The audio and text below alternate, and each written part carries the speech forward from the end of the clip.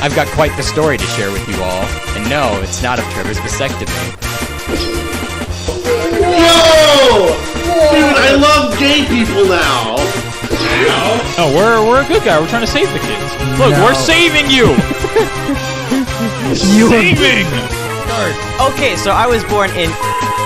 currently live in Mount...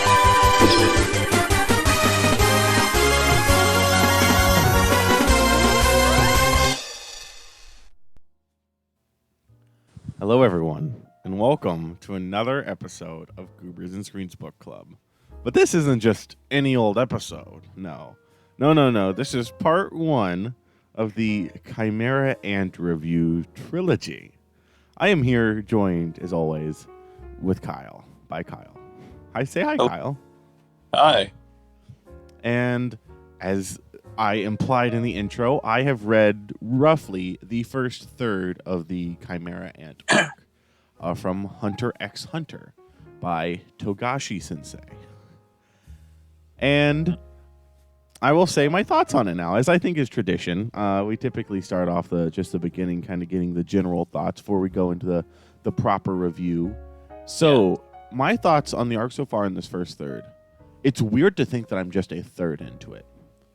Because, I don't really know how much else can... I have no clue where this arc is going to go. So far, I'm absolutely loving it so far. I think it's definitely on track to surpass Greed Island as my favorite arc in Hunter x Hunter. However, at this point, and I mean, I don't know if at this point I should view it like this, but at this point, I'm not looking at it like, oh, this is the greatest arc ever produced by Shonen. I don't know if I'm supposed to be thinking that at this point, but I'm not.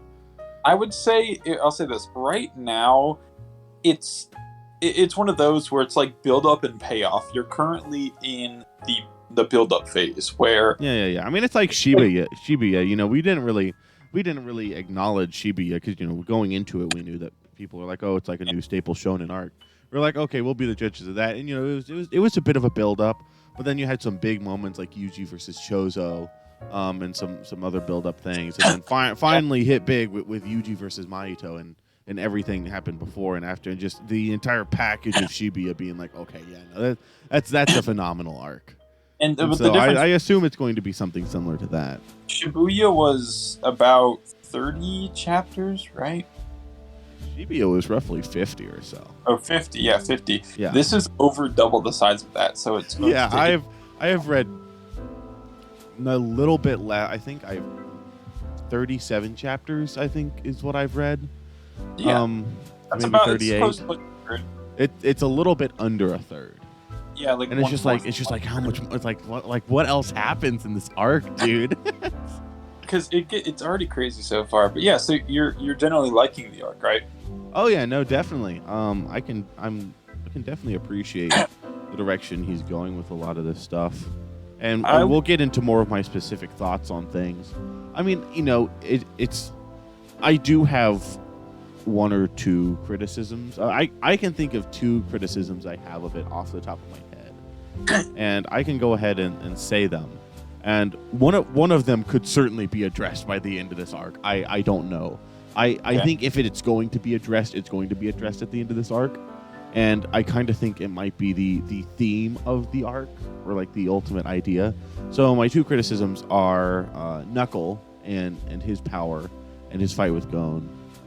Which I liked, and we'll talk more about it. And my second criticism, this is the one that I'm like, okay, this could be rectified later in the arc, is, I mean, I know that Gon is 12, but he still has a very childish mindset towards things.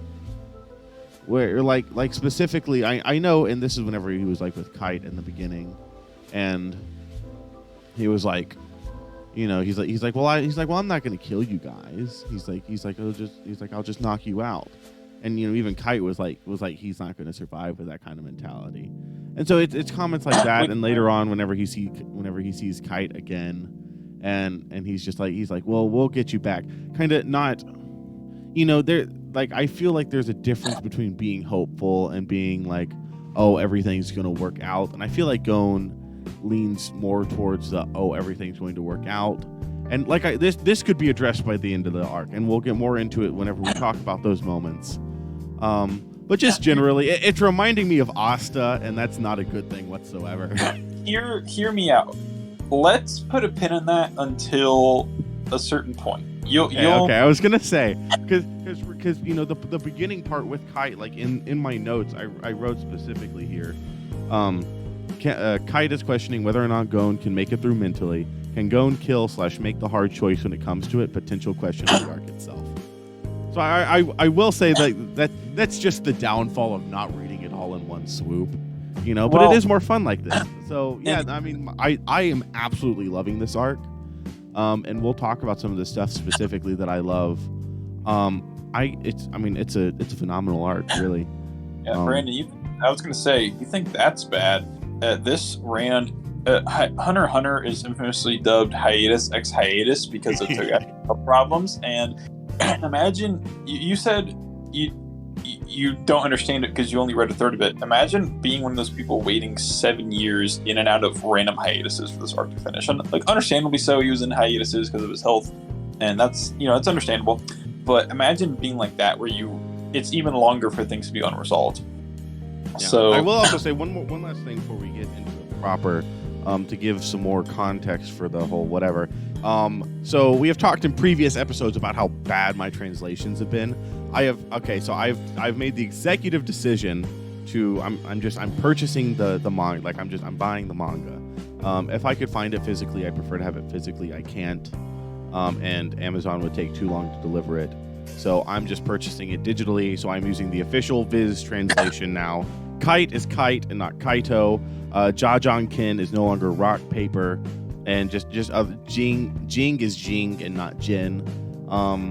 So yeah, I'm doing that, and the reason I'm doing that is because the fan translation I was reading was using the weekly scans, and this was whenever Togashi was starting to get really sick, and I showed Kyle some pictures, and here I can even throw them in. Like no offense to him, like the weekly art is absolutely abysmal. Like it was unreadable. Yeah, and so for the volume touch-ups, they worked better. Yeah, no, in the volume, the art's amazing. What you call it? I really enjoy the art. So yeah, so I'm using the official translations now. Without further ado, let's get into it. Proper, yeah. So at the beginning of it, carrying off from last time, Gon's decision to bring a friend is what led him to not meet his dad, but instead meet up with Kite. And the arc pretty much just starts then and there. They meet, Kite goes to quote-unquote attack them, but attacks the ant, and then just right and proper gets right into, these are Chimera ants, I'm hunting them, they're posing a threat. Yeah, that's one thing. My first note here is I wrote down Chimera ants are a known species. I found that interesting. Honestly, I thought the Chimera ants were going to be something unknown to people. And like, how do they work? And that's kind of how they became a big issue. Because, haha, funny, I mentioned it last episode, the comparison between the beginning of Chimera Ant and Jeju Island from Solo Leveling. And Kyle actually found some memes to it, so it's not just me that noticed it. Ultimately, the arcs are playing out different. Very different. I'm going to go out on a whim and guess. Very different, yes. But yeah, so like with Jeju Island, like they knew that those ants existed, but they had no clue like what their powers were. So I assumed it was going to be similar to that. So I thought it was interesting that Chimera ants were like a known species. Yeah, and the thing with them is, like you have to stop them quickly, because it's just a very snowballish effect where if the queen is allowed a startup, it reaches dangerous territory, as we're seeing here. Like one ant is able to pose this great of a threat on humanity if it's able to quickly build up its army. Mm-hmm. But also, it's where the queen landed, and it's who the queen ate, and we'll get to that. And it's also that the queen herself was a rarity, because that's established in the series. Like a queen like that big is rare. Oh yeah, lucky for humanity. Yeah. And So that starts up, and I think she starts eating like fish and whatnot, right? Yeah, it just starts off with fish, basic stuff. And then the scary part, which this will tie into like some themes later, but she starts getting into humans. Oh yeah, she eats literal children. Yeah, the first two was a little boy and his little sister. I was like, wow. It was this and later whenever the king just straight up decapitates the parents in front of that little girl and then just stabs her and eats her brains. I was like, okay. Yeah. I was like, sweet. He's kind of based though. He stabs her and is like, did I do it right? It's scary. We'll get on that later, but yeah. Just the whole concept of it, and where they'll consume their prey and then make offspring with fused traits. That's terrifying because again, she's eating animals, humans, and that's born along with ants, and the instinct that the Chimera ants have, it produces a very scary offspring. Yeah. And like just the fact that they can evolve so quickly, like here in my notes, I wrote specifically, ants are improving fast, very coordinated. Well, that's a tiny bit later. But still, it's like man, because it was just the queen, and then like in no time flat, you had human Chimera ants. Yeah, just flat. Like they get them, and she's like, I desire those. Those will be the nutrients for the king. And then the ant army moves out to start doing that, and then at the same time, some of the hunters like Kite, Gone, and Killua, they set out to go to Not Gonna Lie. Not gonna lie, that is all. Every single time I see it, that is all I can think of. I don't even know the name of it. Just mentally, I either read it as Not Gonna Lie or No Game No Life. That's all I can read it as. It's really annoying. I don't know the actual name, but the island that they're going to is NGL. Yeah, it's similar to how earlier in the series I read Killua as Kahlua. Yeah, but this time it's Not Gonna Lie. It's Not Gonna Lie. But yeah, so Kite, and I loved how Kite was kind of like a main character. As you know, before he was kind of, to give a One Piece comparison, he was kind of like the Shanks of the series. Also, and so it was like cool to see like the Shanks like take like a role in that, and to be like, okay, we're here, and he's doing stuff, and we get to meet up with his crew, which is like, at least at this point, never really established too much. Yeah, but what I was going to say is, what's funny about the comparison you just made? I was watching a video about the arc last night, and that was the exact same comparison someone made. But the thing is, unfortunately, the anime did not have that scene early. They chose to only introduce Kite way later. Thus, wait, what? Yeah, whenever you meet Kite after the warp, that's the first time we see him. What? What about Chapter 1? Chapter 1 is just like with, I think, expanded into like the boat stuff. They choose, and again, like the one thing I want to say is a criticism if you're comparing it to One Piece. Like in the original source material, it's fine, but in the anime, at least, this is an anime only criticism. It sort of weakens Kite's effect, because if Kite was shown early and then showed up later, it'd be like, it'd give the reader some sense of, or the watcher some sense of, oh hey, that I know that guy's been around a while. Because right now they just introduce him and they throw him in to have importance. And until you read the manga, I didn't know that they showed him that early on. Yeah, no, and that's what made the moment so cool. It's like, yo, it's Kite, and then it's in the manga. It's kind of implied like, could Kite be Jing? Because there's he had Jing's card. It's like, why would he have Jing's card? And so to see Gon use transport to Jing, and to see Kite there, it's like, yo, like that was my first thought. I was like, yo, Kite is Jing. And then, obviously he's not, but like it's a cool effect. It's cool to see Kite again, and especially to see him fight, because I mean, like he is the Shanks of this series. It's like Chapter 1, man, can't wait to see Shanks fight. Chapter 1053, man, can't wait to see Shanks fight. But if for us in the anime, we just got introduced to this random character, and I was like, who the hell is this? I like Kite. It's just I think the effect of the anime, like that's one of the few things I'll say that did like worse in comparison. I wish it would have shown Kite earlier on. Yeah. This is just a random question. When did they show Kurapika's backstory in the anime? That was the first time. That's Volume 0. That's the first Hunter x Hunter I ever read. They mentioned it pretty early on, like he establishes what happens, and they show a little glimpse of it in the Hunter exam. Okay, cool. They expand upon it later in the city, but it's shown then. It's not like they hold out on it. But getting back to the Chimera ants, they head to NGL, and Kite's. One thing I do like is how Kite's always like, "Are you guys sure you can handle it?" He's sort of like undermining them, or like undermining them. A little bit, yeah. Implying that they're not strong enough. Like, no, we can handle it. We're big boys. We can handle this. What's it? Don't they fight Ramont, I think is his name, early on? Ramont, is that the dude with the weird ears? Yeah, he's the rat ant. Yeah, he's kind of he's the first one they encounter, because Kite steps back and he looks at Gon and Kilo, and he's like, okay, he's like, you two are gonna fight him because you're gonna have to fight a lot like him. He said, if you can't beat him, you can't come with me, or he's like, you'll die, basically. And that's a solid moment right there, because it shows, like, as much as Kite cares for them, at the same time, Kite can't fight at full capacity if he's all constantly worrying about these two. So which is a good point later. Yeah, it's a good moment that foreshadows that. And unfortunately, this encounter is what triggers the ants learning about Nen, because they fight and Ramont gets hit by it, and then Ramont untaps into his Nen. Yeah, and he is. I don't think he's the first ant to have Nen, but he's the first ant we see to have Nen. Yeah, like he is about to get beat, he retreats, and then he's the first one that we see like gaining this Nen potential. And yeah, it was cool to kind of, obviously Jajan Kin gets named later, but it's a very fun ability. I enjoy seeing Gon use it, and to it kind of evolved a bit throughout what I've read so far.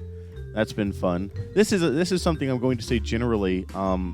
I don't know if Killua's ability is underused, but like I haven't really seen it much.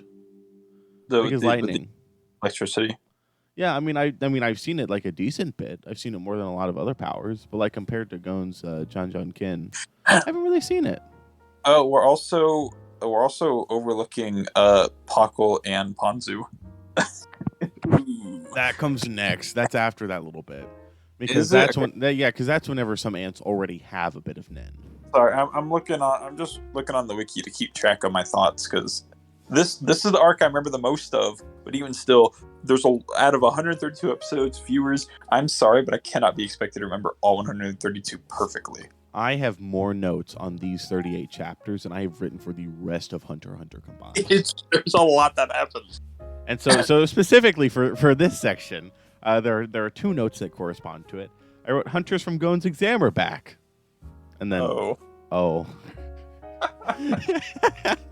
I didn't know the other two that were with the girl that got domed and the guy who got domed later. They're just throwaways. But yeah, but it was cool to see them, because it's like, yeah, there are other Hunter here, and man, oh boy, the ants have Nen. So they enter NGL, and at one point Ponzu's squad gets wiped, so Ponzu sends her bees to go contact any hunter nearby, at least in the anime translation, with the strongest like aura. Just go find them. So I showed Brandon this scene, and it's very because he asked me, he's like how does she go in the manga? I was like, well, she's just running and then she gets domed by the dude, and he's like, oh, hunting is so fun. Kyle was like in the anime, he's like, that was traumatizing. He just like unloads the entire gun into her. I was like, no way, you have to show me. And I was like, dude, that's really funny. I showed him, and it's this is one of those scenes, aside from literal children being murdered, like when children and death are brought into the picture, it sort of changes an arc, because not a lot of writers want to write that. So it does a good job showing maturity in the writer. Yeah, no, I can definitely tell. Like there's a lot of maturity in this, and I can tell you exactly the moment that like showed me they're like okay, this is like getting serious now. And it wasn't children dying or even these guys dying. It was Kite. And we'll get to his battle against Pito, right? That's his name. Yeah, but I know what you mean.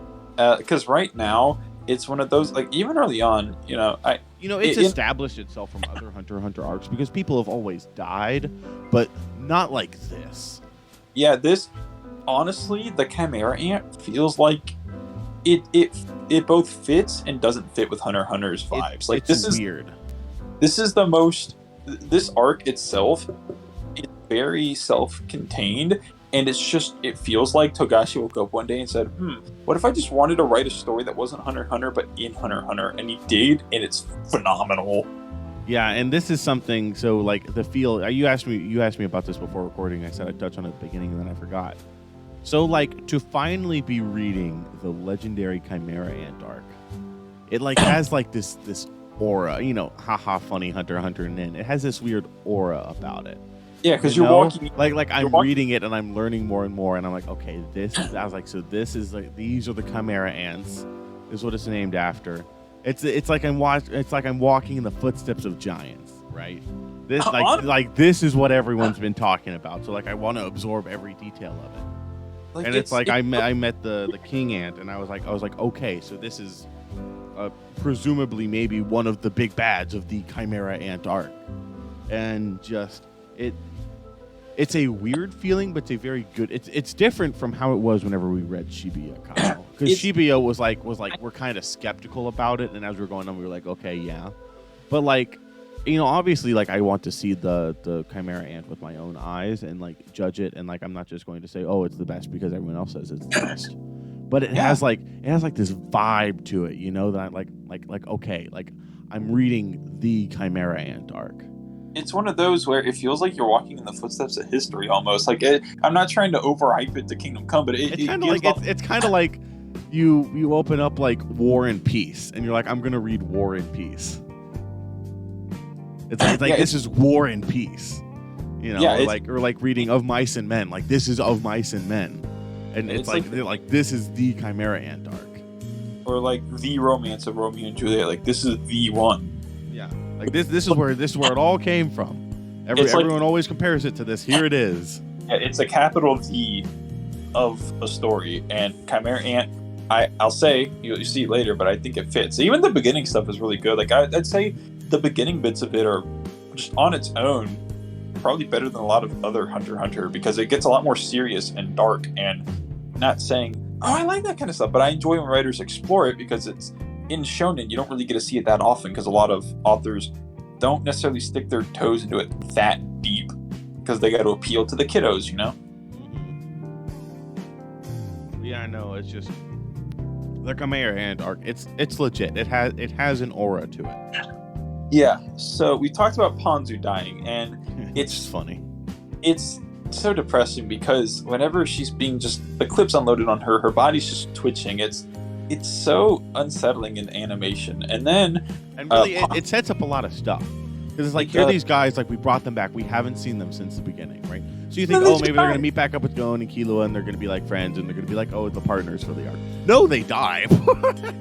And not only does it set up that, like, okay, so like just setting up the tone more and more, you know, like okay, this is the effect we want you to see with this arc.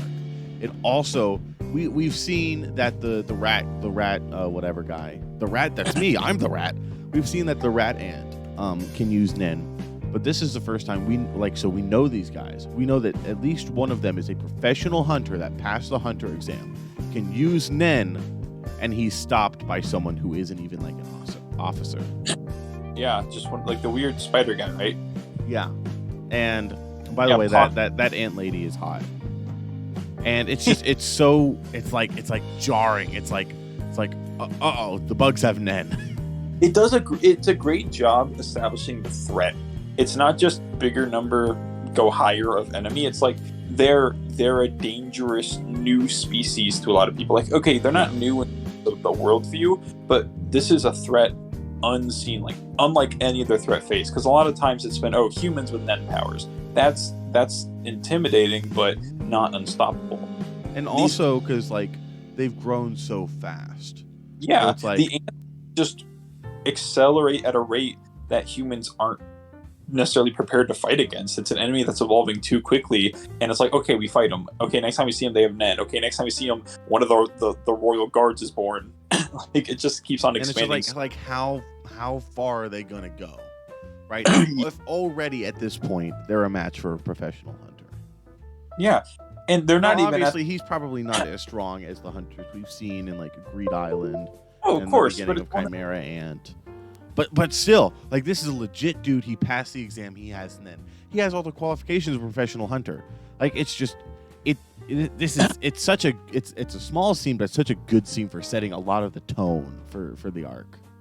And then poor Pockle. I honestly couldn't tell you which death is worse, Ponzu or Pockle's, where he's hiding in the pit of bones. Pitu awakens. Her N is funny lobotomite. Her N is fucking insane, and she just picks up that he's there, and then lobotomizes him. And P2's a guy. Oh yeah, I'm gonna probably say her just because that's what I refer to it as. But if I'm wrong, I bet you do. Hey, Cade, come in here. You're listening, right? Are you listening, Cade? Come on in, Cade. Is he not listening? Is he gone? I don't know. Sorry. I was watching Pan and Cohen. What's up? Yeah, of course. Okay, so say that there's a man who looks like a woman, right? Ostensibly, for lack of a better term, a twink. And say that there is then someone who refers to him as a her and says that he finds her insanely attractive. Would that make that person gay? I never said that she was attractive. You're the expert. I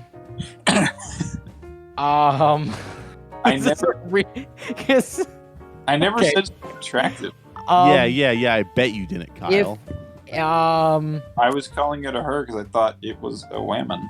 Well, that's the thing is, I mean, don't get me wrong. She's like really cute. Like she's like really attractive, right? I mean, but she's a guy. Definition of gay is attracted to the same sex, and if he's a dude, but you're misled because trying to disguise as the opposite sex. So are you really attracted to the same sex if they're pretending to be the opposite? I think the bit has ran its course. It could just be a thing like looks woman enough for me, Right. We're going to say final answer is yes. Okay, cool. Thank you for your input. Thank you, Cade. Okay, sorry. Yeah, what's his name? Pockle? Is that really his name? Yeah, Pockle. At least I think so. He gets lobotomized.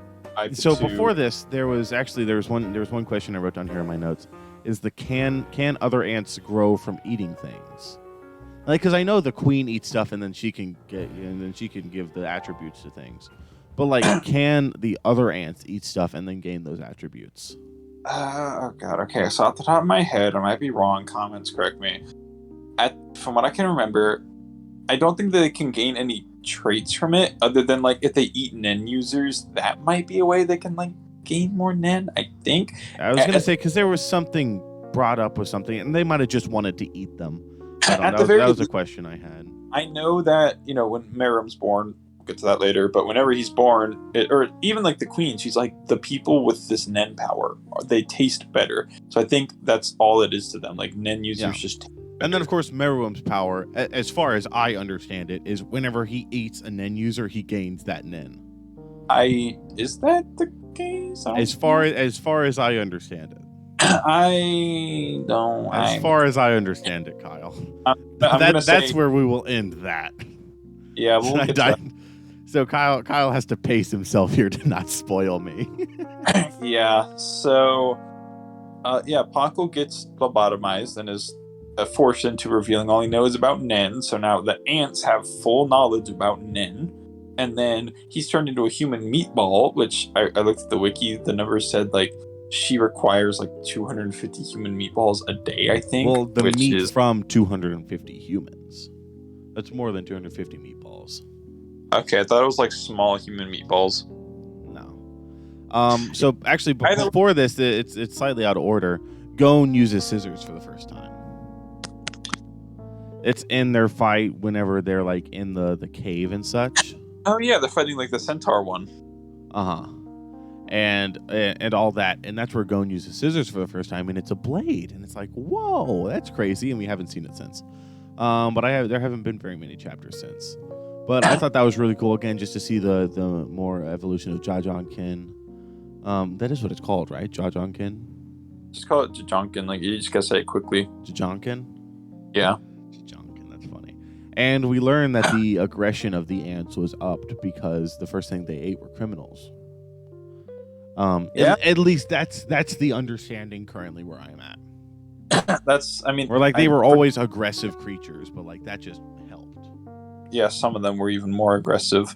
And also, one thing I want to note here, because I'm looking at the wiki. I got it out of order, so like before the lobotomization stuff, like the original goal of the ants is for the king. Like that, what they're doing is for the king. But after consuming humans, they start changing to become a lot more selfish in their desires, and a lot more individual. Yeah, there's individualism in this communism does not work. And like we see the ones in the cave like housing humans as pets, and it's like those should be nutrition sources for the queen, but they're, as we're talking about, like they're gaining a lot more free will after eating humans. So it's interesting to think that humans are the ones that are setting them off of the path of, just for the king. Yeah. Just some food for thought. After that is all the Pockle stuff. You get to learn that Pito has specialization in. They also run into another group in the woods. I want to mention that. Yes, and that's after that, where Kite, Gon, and Killua fight them. And they're like, oh, we'll do it one by one. And Kite's like, okay, so they have like human enough personalities. Like this could work for our fate. And this is where like kind of the first thing of the thing I mentioned at the beginning, and Kite specifically points this out, where Gon's like, he's like, so what are you fighting to? And the guy was like, the death, obviously. He's like, I'm going to eat you if you lose. He's like, well, I'll just knock you out. He's like, I want to eat you. He's like, that's wrong. And then Kite's like, Gon. He's like, he's a good kid. He's like, but can he mentally handle like all of this? And can he make the hard decision? And I'll read it again. Like can Gon kill / make the hard choice when it comes to it? Potential question of the arc itself.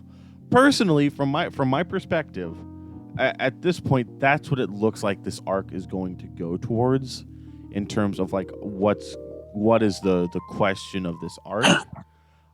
Because I really don't know what else it could be, unless there's just like 90 chapters of fighting, and like it's not One Piece. Fighting isn't necessarily all the focus of Hunter x Hunter.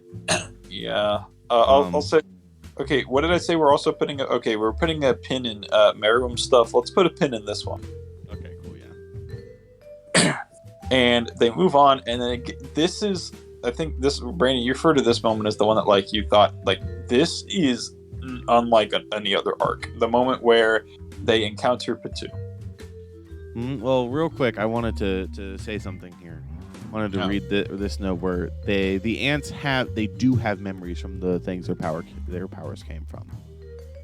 Oh, that's an established fact, and it's shown with the lion guy, and it's hinted at before with Colt, the ant Colt, and he's the first boy that we see eaten, and how he still has some of those memories, and that is very, very interesting.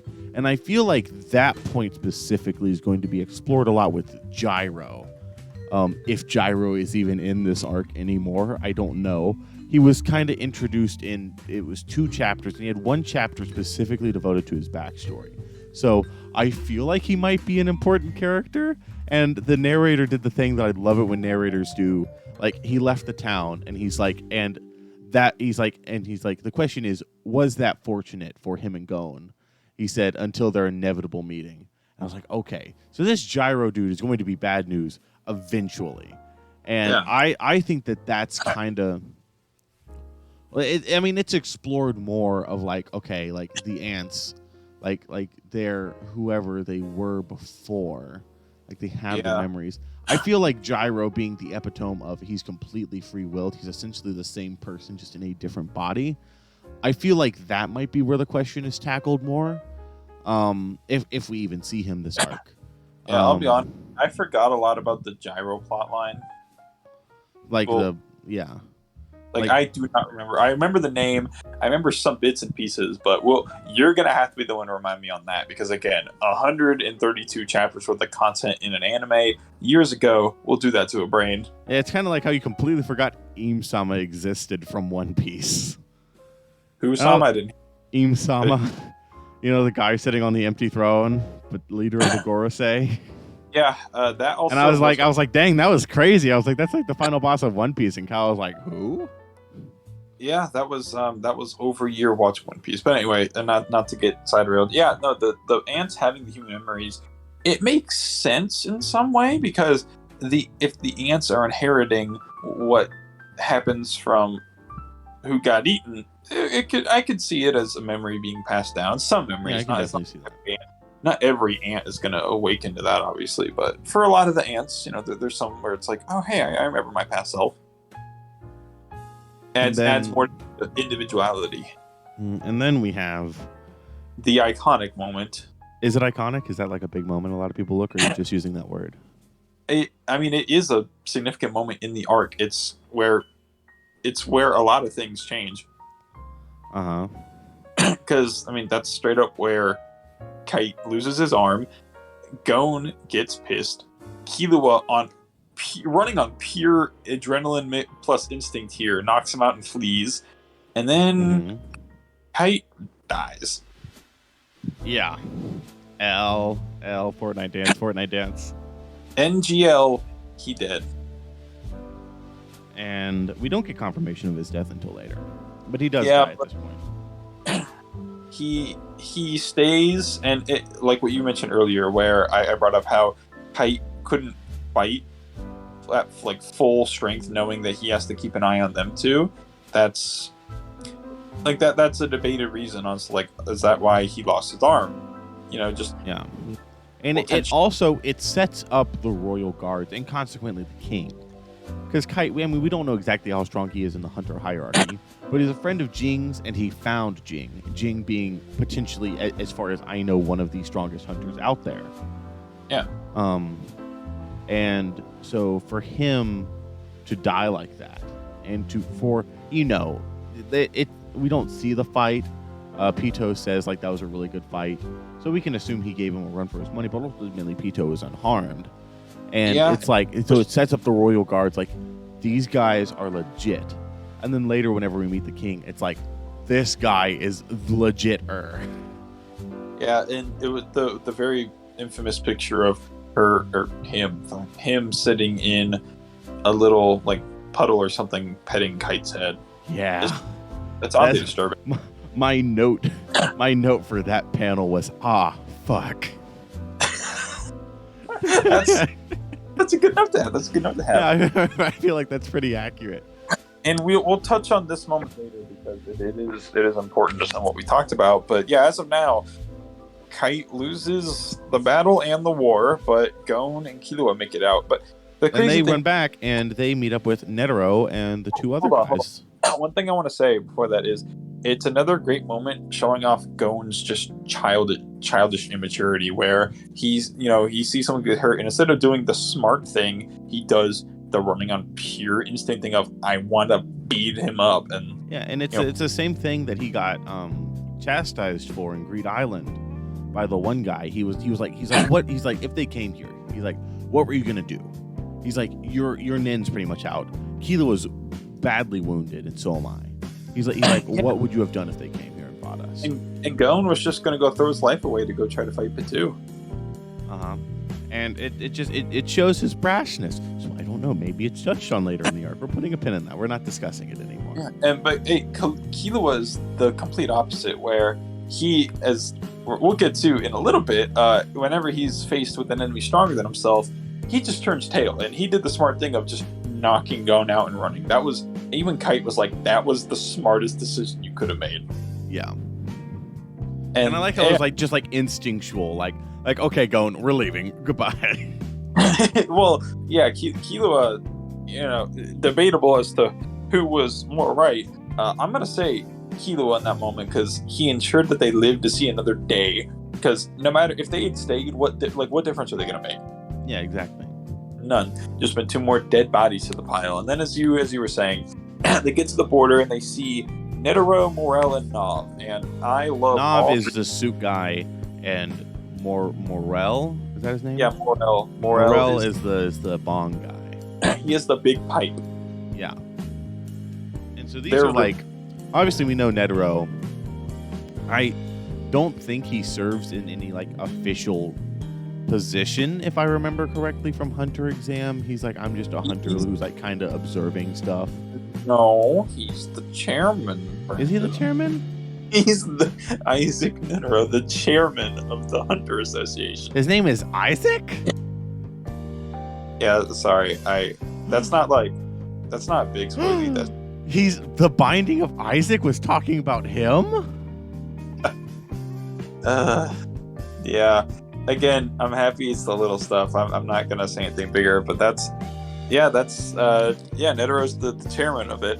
And the other two guys, they seem pretty legit if Netero is going to bring them with him. We don't know exactly how legit they are, but they seem pretty legit. Yeah, if they're rolling up with Netero, you know that there's something there. They're going to be pretty legit.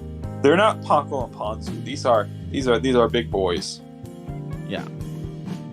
To which we get the next bit for the main characters, which one thing I want to note, it's also interesting how Hunter x Hunter just kind of, it does like what Marineford and One Piece does. It just sort of sidelines the main characters and focuses on the world itself. It takes a lot of confidence as a writer to just disinclude your main characters as much as what's happening right now. Yeah. And even to be fair, Marineford does follow Luffy, but we don't see the Straw Hats for like 100 chapters. But the first half of it, or maybe not half, like the first third of it just functions without Luffy and the people he was with, essentially. And right here, like, they're giving Gon and Killua stuff to do, but it's not of super importance.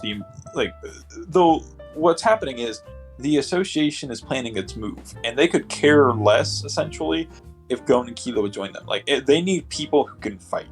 And it's not about, I appreciate how they're not just like shoehorning in like, oh, these are the super strong rookies, we got to have them with us. Like, no, they're like, yeah, you guys suck, lol.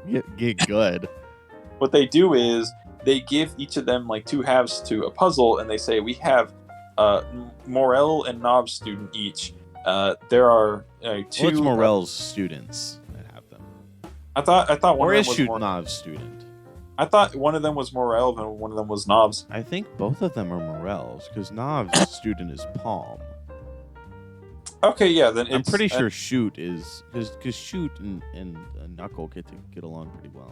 Either way, it's one like students of Morel, Nob, or both, and they have the other pieces. And Gon and Kilo are told, if you can take the other pieces from these two students, or from like the two students to Morel or Nob, you can come join us. You'll have shown that you're strong enough. Because if you can contend with Knuckle and Shoot, you can contend with some of the ants. Yeah. And then we get Bisky again in a fun training segment. Yeah, woo! I bet Wyatt was happy. We don't talk about that. I bet he didn't skip over this part too much. Yeah, you had it. Okay, now you're bringing it up, and I'm going to say it. Maybe not be 100% accurate.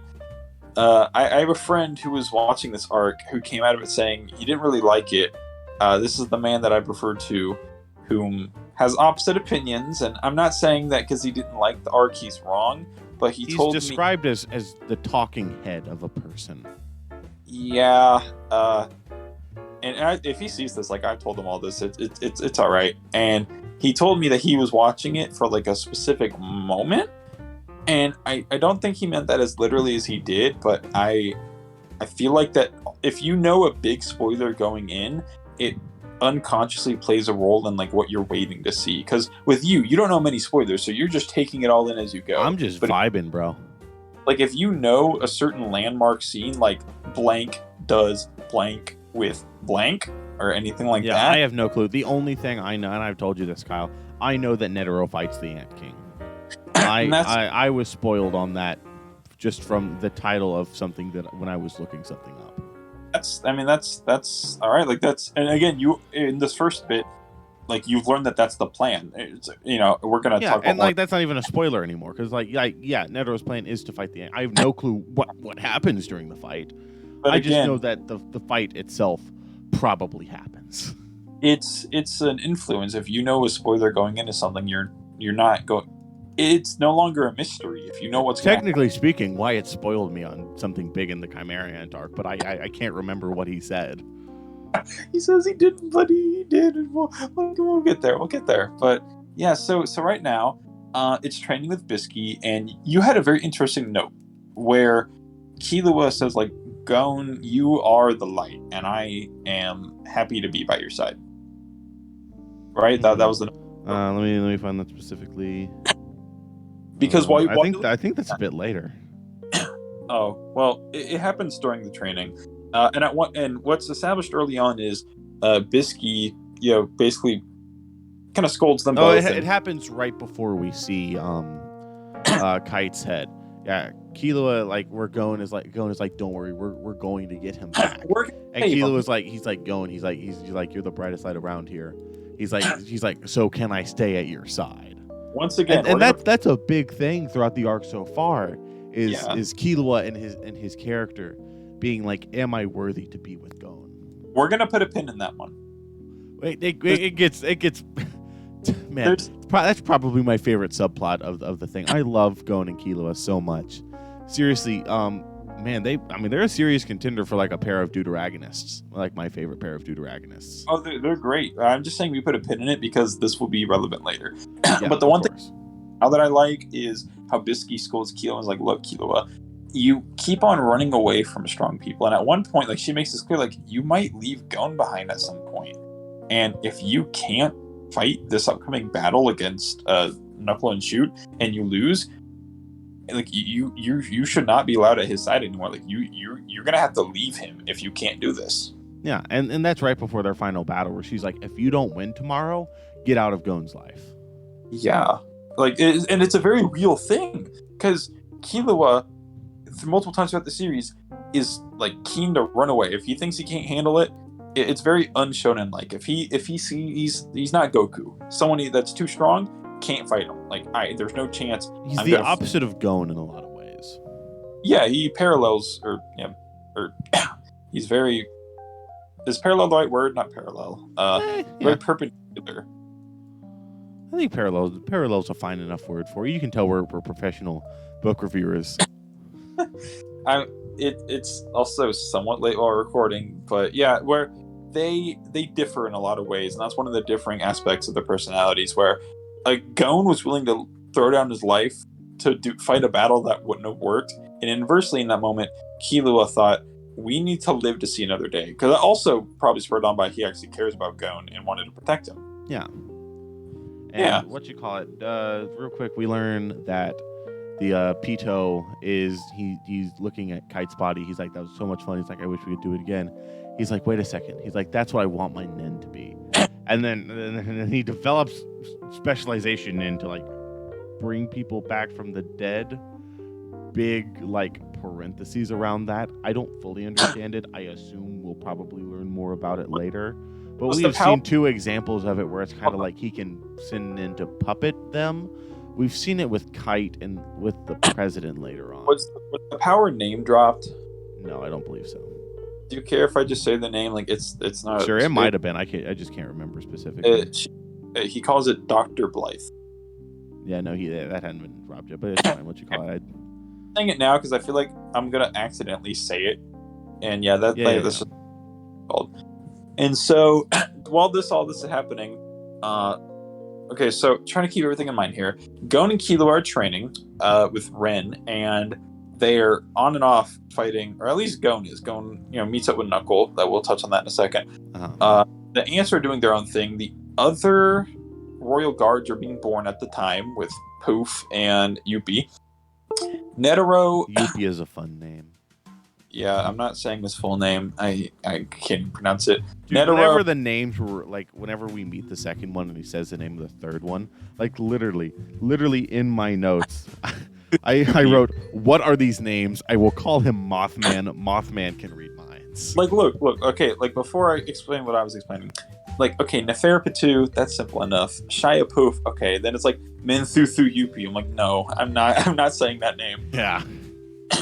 But while they're off training, the ants are having the other royal guards awakening.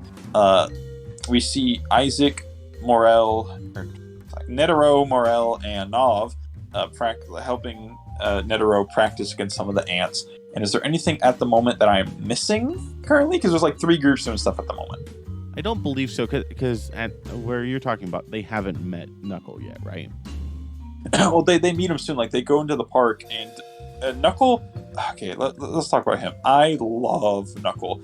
That's not even to reference the fact that he's voiced by Okuyasu.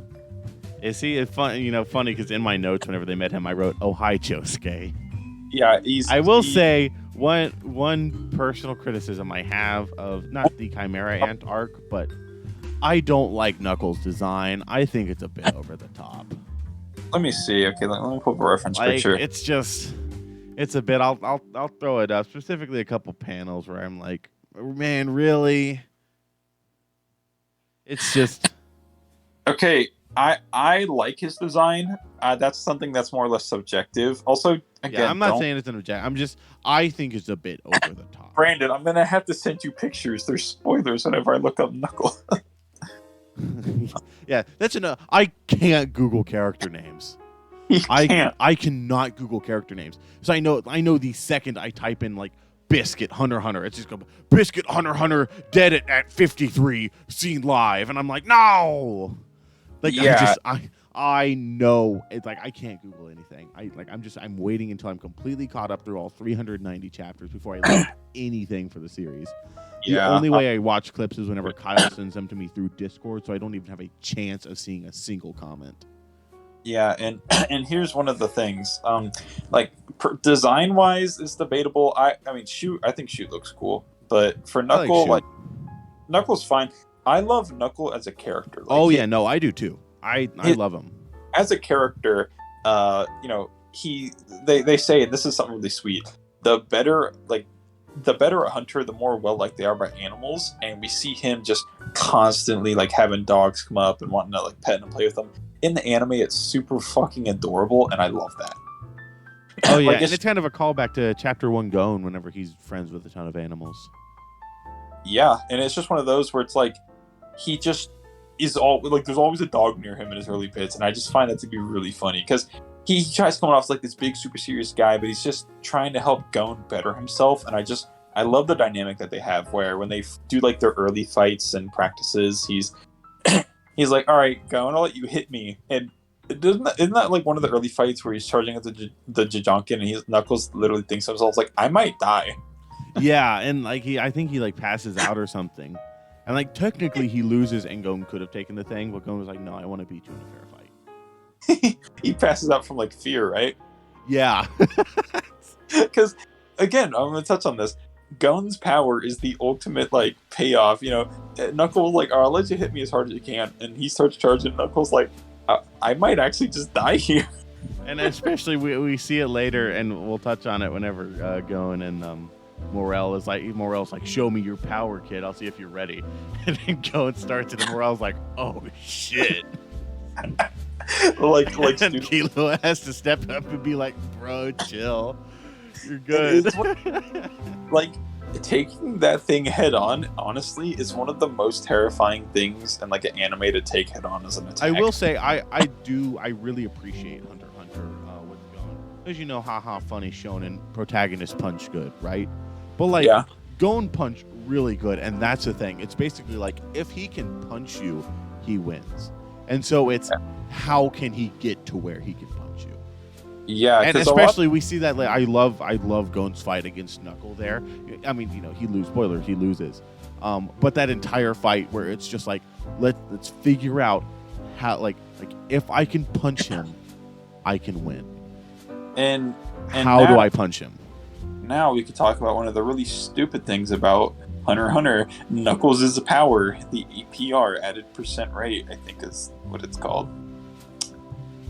Look, I understand, like, when you explain the power simply, like, if he hits you and it starts accumulating, if it hits a certain percent, you go bankrupt and lose all your net. It's a cool power. Like, yeah, I was reading it, and I was like, power scaling. But I mean, it was still cool. Oh no, I just the part of the fight that I really enjoyed, and I feel like the main focus of it was basically going like, okay, I have a time limit. Like I have to punch him in this time limit. How do I punch him? Yeah, it's not power scaling. That's one thing I want to make clear. It's not. Well, yeah. That's just it's a good word to describe it. It is, but it's not like how One Piece tried to introduce it with having a person who could like measure power scale. Like what it does is, since objectively in the series, like some people have more or less powerful Nen, and the more powerful a Nen user is, the longer it takes for this power to work. And so for someone like Gon, he has a few minutes, and as you said, like it's not necessarily power scaling. It's he's having a time limit put onto him, and if he can't do it within a certain amount of time, he loses. Yeah, and he loses his Nen for 30 days, and that's an insane drawback. Yeah, and it's really good for a power, but I'm not a huge fan of the comedical bits. Like it was funny the first time, but just rewatching some of the scenes where he's explaining everything, it's a bit too much. I get it's for the gag, but personally, I think it's a bit too much. Yeah, but I loved the fight, and we don't get to see much of Killua's and Shoot's fight. I don't think. But isn't it shown that he lost? Yeah, well, we don't see them losing. We just see. What you call it real quick. It was a little bit before this that the whole gyro thing was introduced. I find that super interesting. I'm looking forward to see where they go with that whenever they go with that. Yeah. You saying you don't really remember. I don't know if that's you saying you don't remember or a bluff. It No, could be a bluff. Yeah, you don't typically bluff. It's not a bluff. Yeah, it's just. I'm really interested in that. Yeah, we get to see them just training with Biscuit more and all that. It was cool. Killua knows Biscuit's true form now. Yeah, and here's one of the funny things, or not funny, here's one of the things I really enjoy, having your main characters lose. Oh my gosh, dude, the reveal where it was like where Morel was like he's like I bet however much on my guys. And he was like, you bet 5 million that all of them would show up. And we see all of them come out of the car. It's like, okay, so they came to some agreement. You know, it's like, oh, classic shonen, like, oh, they came to some agreement or whatever. It was a tie or whatnot. But then we see Gon and Killua, like, they're like, have fun without us. And we see Knuckle hold up the whole thing that he got from Gon. And at that point, like I can read, this was like right after I read it. I wrote this. Oh shit, they both lost. Gon cries to Killua about how frustrating being weak is, and Killua intends to leave after the 30 days. Gon can't use him, then is up. They both lost. Wow. I mean, I was shocked. I was like, yo, that's cool. The thing, and I told you this with Gon earlier, like even back, like dating back to our discussion of Heaven's Arena, Gon just goes on such a horrendous lose streak. And it's like when he finally gets to a playing field, like something's immediately put from his wall that causes so much struggle. And it frustrates him. And even now, like he's crying his heart and soul out because the one thing that he wants right now in his world, like just to save Kite, he can't go do because he himself is too weak. And okay, you know, a lot of other times in Shonen where it's like, I'm too weak. After like a simple main training montage that's just slapping a band-aid onto it, like I'm strong now. I can do it now. That's not how it works in Hunter x Hunter.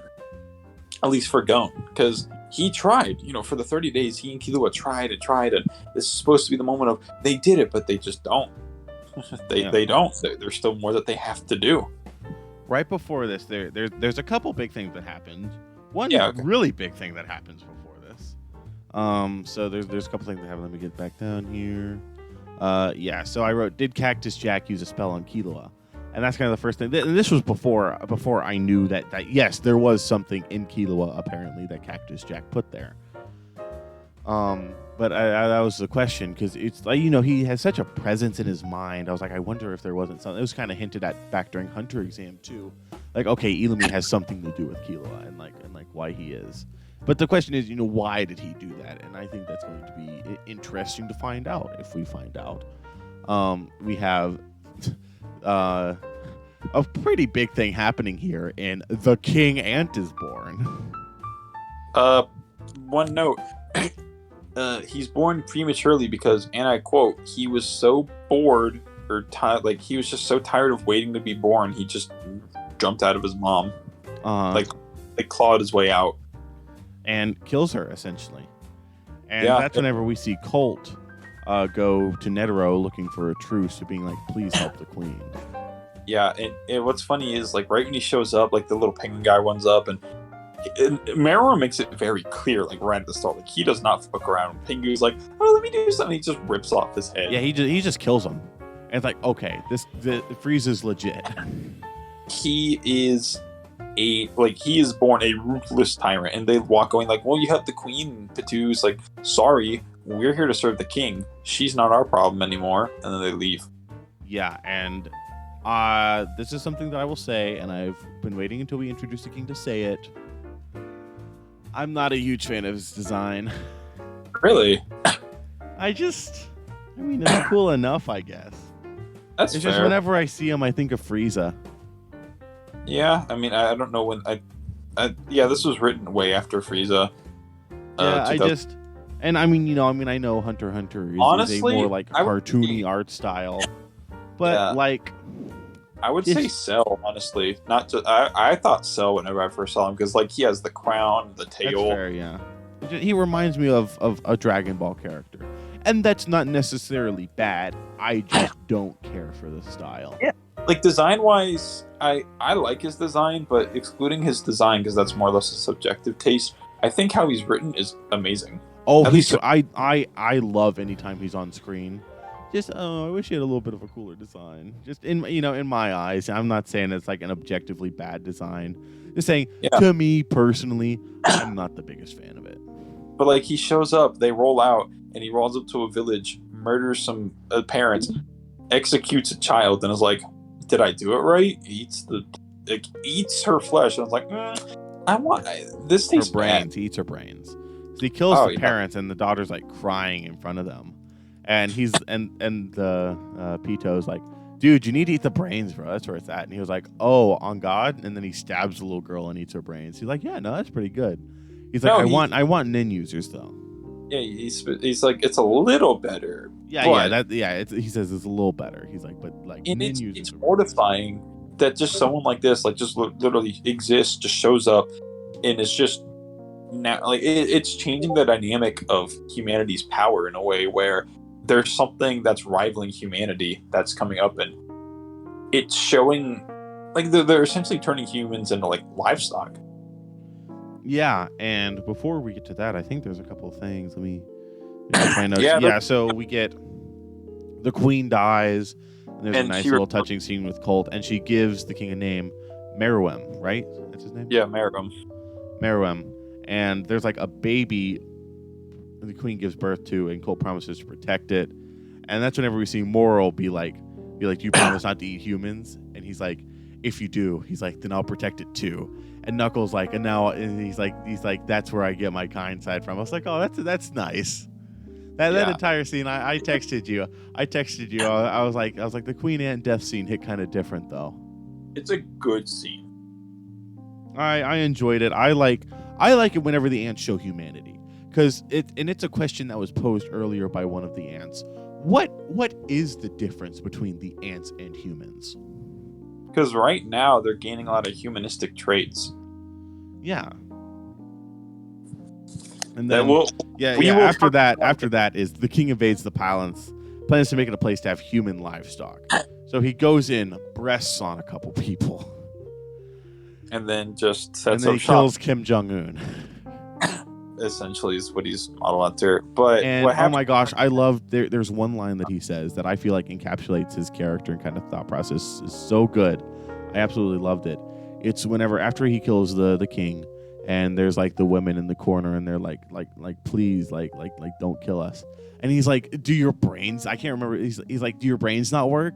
He's like, do you ever listen to like whenever cows like say like, oh, I don't want to be killed, and then they die, and it's like okay, so it's such a good line that gives such a good insight into his mentality. Like, okay, he's here, he's not messing around, he wants to eat people. He views himself as better than humans. So, that ties back into the question of what exactly are the ants, what exactly are the ants to humans?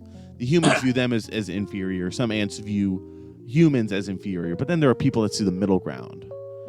And so I think one of the interesting things from this arc, at least for me personally thinking through it, is what are the long-lasting impacts of this arc going to be? Like, are there still going to be Chimera ants around that are doing stuff? Because there are some good Chimera ants. I mean, I would call Colt a good Chimera ant.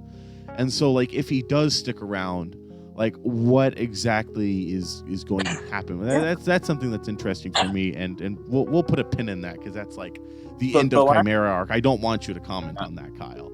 The last thing I'm going to say, not spoiling anything, it's interesting seeing the different perspectives we get from the different ants. Yeah, like, definitely.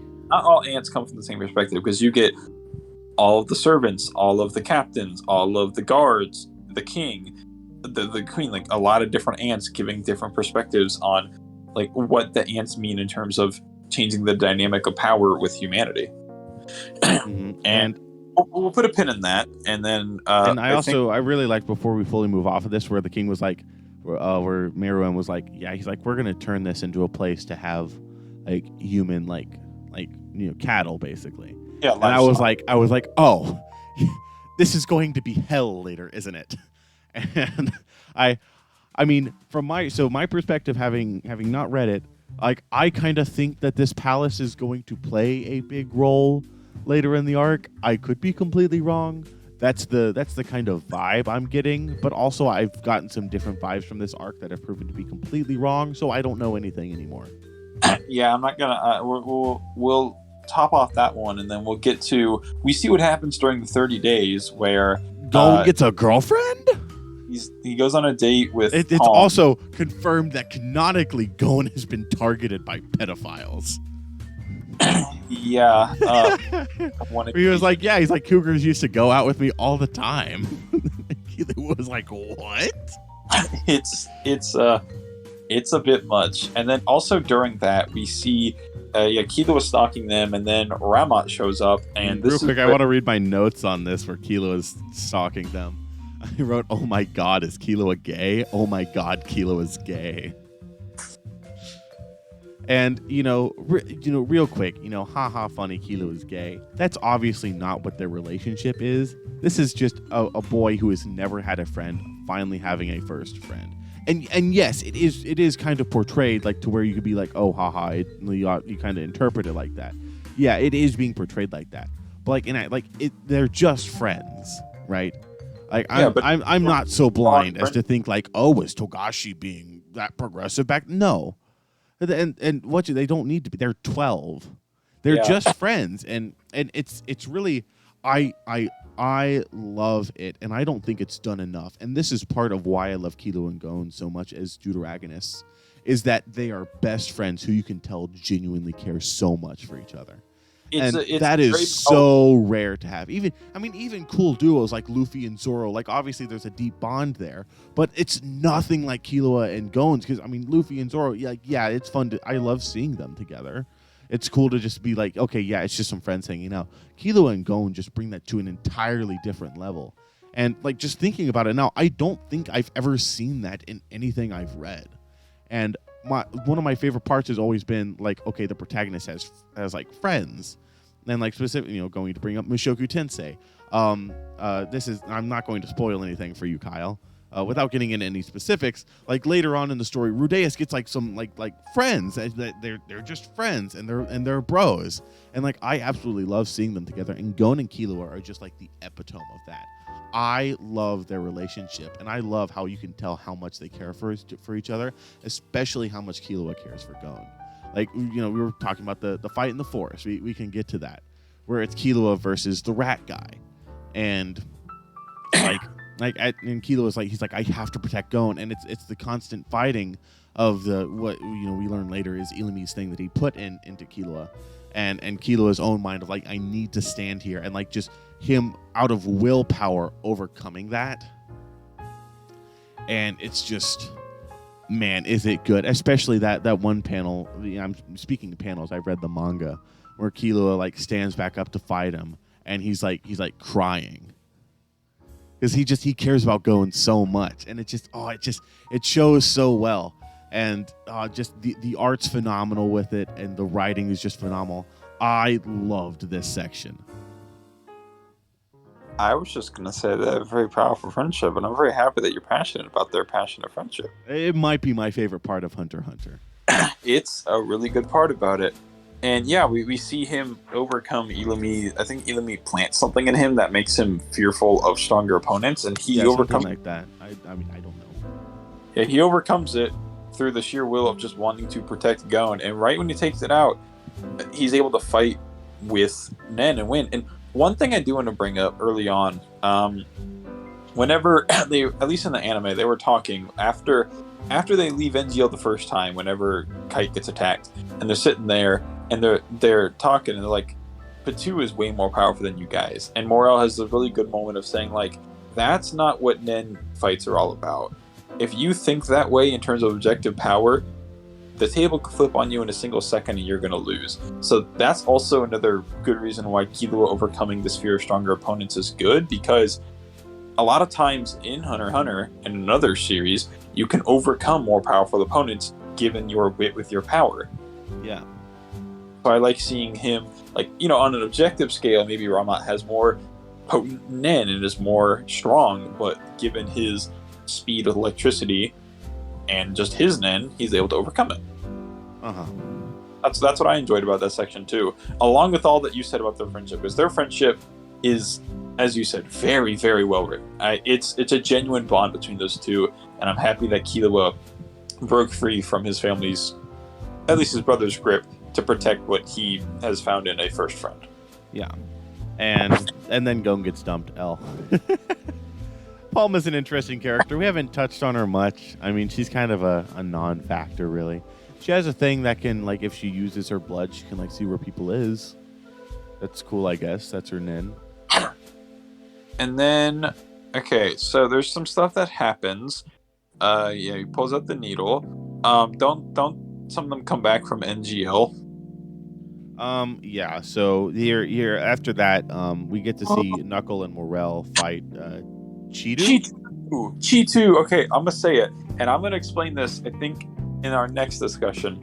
I love Chitu. He's probably one of my favorite ants, and people watching this might be like coping and seething right now. But if you guys want to cope and seethe and you haven't seen it already, go watch our Greed Island video.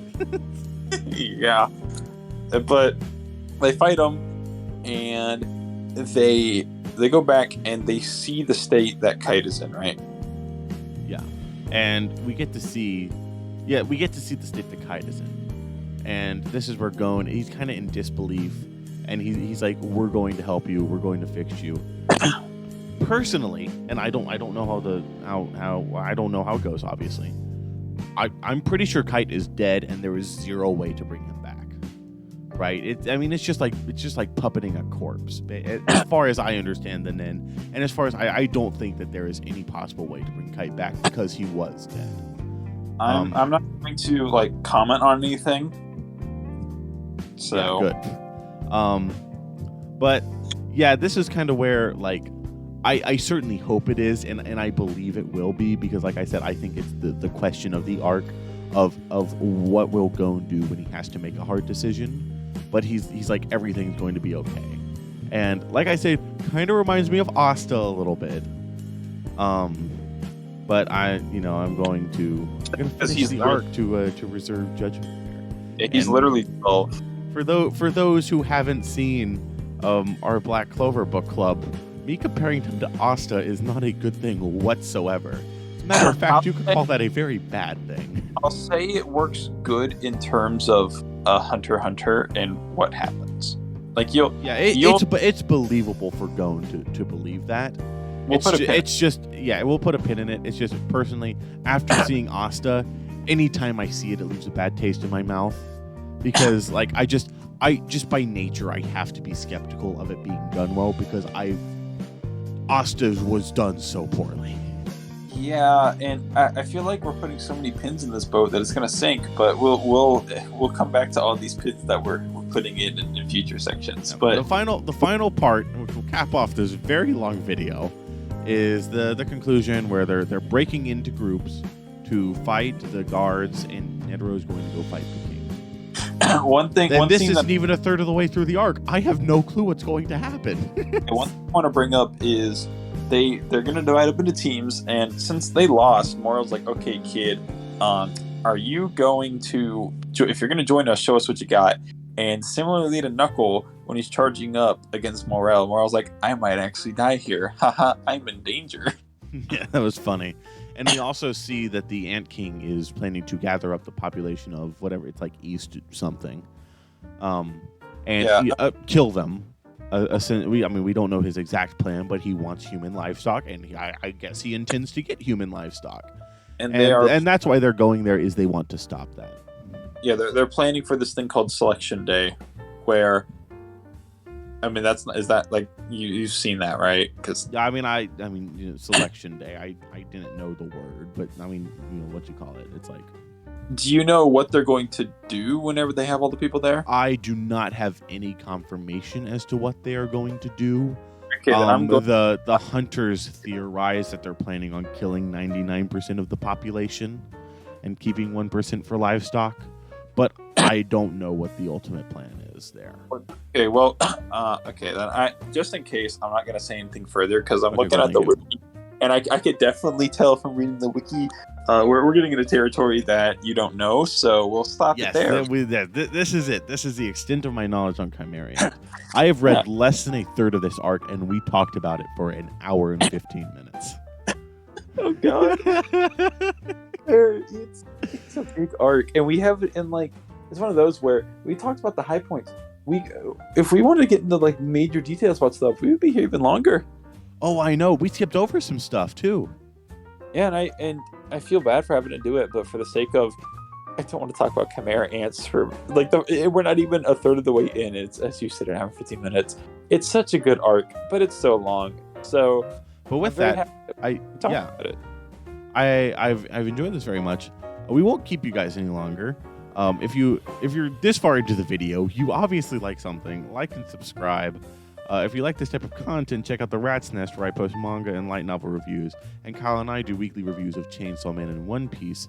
I am going to go read volume 22 of Hunter x Hunter before I go to bed, and I don't know what Kyle's plans are. Any last words, Kyle? I'm probably going to go sulk in sadness and rewatch some of the Chimera ant stuff. I think that sounds like a wonderful idea. We will see you in the next one, a Chimera Ant Part 2, where we will talk about roughly the second third of the arc. Or until I find a decent enough stopping place. Because we talked about it for a while. So we will see you then. Bye-bye. Right, bye.